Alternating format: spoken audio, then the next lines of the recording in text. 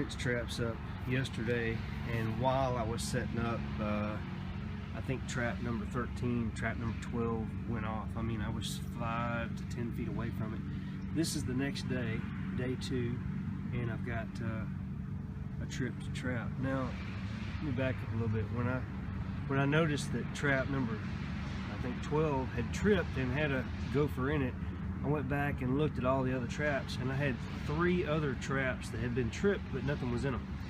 So that little dude was just running down the tunnel there, tripping my traps, and on the 3rd or 4th one, he got caught. So let's pull this out and see.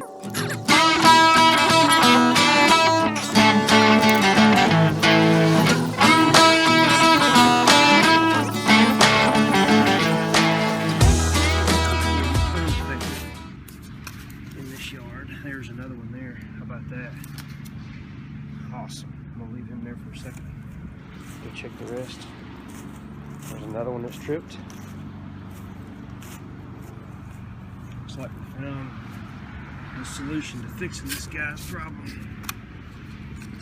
That one has another one in it. How about that? Okay, so what we've done here, we've taken, you know, a regular, of course this is after a rain. It rained hard last night. Yesterday, these hills were fresh.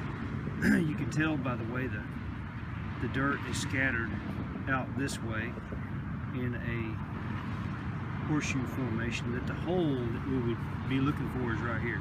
Okay, so we had that situation right here. The dirt was scattered out in a U-shaped formation. The hole was here. So we dug down we probed it with a screwdriver and found that the tunnel was going here. We dug it out with our hory tool, cleared it to the tunnel to where we could reach our hand in there and feel that there was a tunnel running through here. And I've already showed you how to set the cinch trap. It's, once you figure it out, it's pretty easy. We're going to place it in there. You don't want your jaws to go into the tunnel. If this is the evacuation tunnel for the dirt, or excavation tunnel you might call it, you just want the jaws to go down to the end of it, not into the tunnel area. Okay, so we're just going to place these in there while we're holding our finger. Hold your thumb over this trigger to prevent it from going off on you. Okay, place it in there. We're going to bed it. Now this is hard to do with one hand, but you're going to take some dirt, push it under the trap, bed that trap, try to keep it from moving. Take a landscaping flag and place it in this hole here. That'll keep the trap from being able to get pushed out. It'll keep it from getting pushed out. Okay. This is working with mud. I don't usually work it with mud, but this is just the way I got to do it today. One other trick you want to do is get a little grass and place it in the hole. This is just to keep the gopher from seeing what you've got waiting on in there. Okay. Now, the trick to setting these traps up, this pin has a loop. You want it to go to the right. I'm looking at it this way. The loop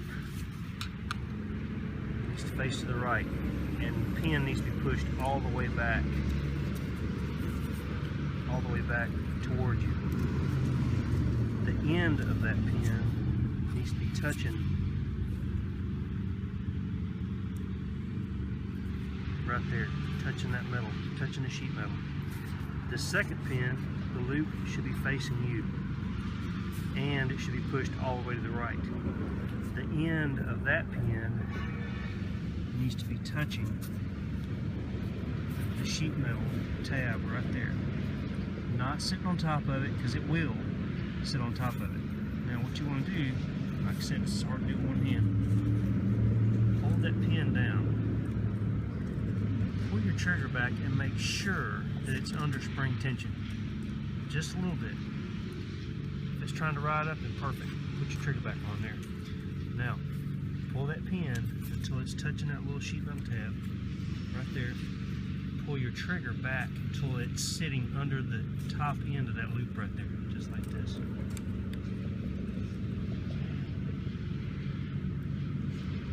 Now that's a hair trigger. You set it up like that. If that gopher comes in there and touches that trigger, it's going to get caught.